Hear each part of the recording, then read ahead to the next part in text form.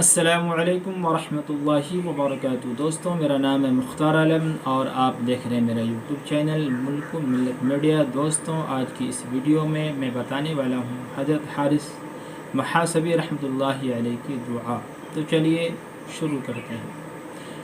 हज़रत जुनैद बगदादी रहमतुल्लाहि अलैहि फरमाते हैं, जब मैं हज़रत सिर्र सख्ती रहमतुल्लाहि अलैहि के पास से रुखसत होता, हज़रत हारिस महासबी रहमतुल्लाहि अलैहि के पास चला जाता।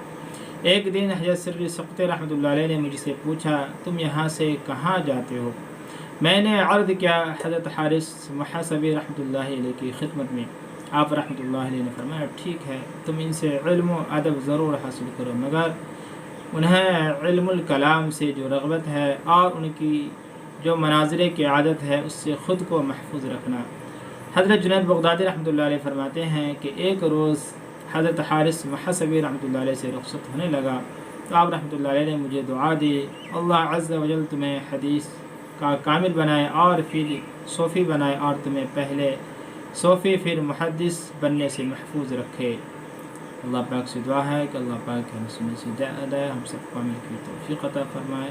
दोस्तों, इस पैगाम को अपने दोस्तों के साथ शेयर कीजिए और वीडियो को लाइक कीजिए, और चैनल पर नए हैं तो हमारे चैनल को हौसला अफ़ज़ाई के तौर पर सब्सक्राइब कीजिए। अस्सलामु अलैकुम व रहमतुल्लाहि व बरकातुहू।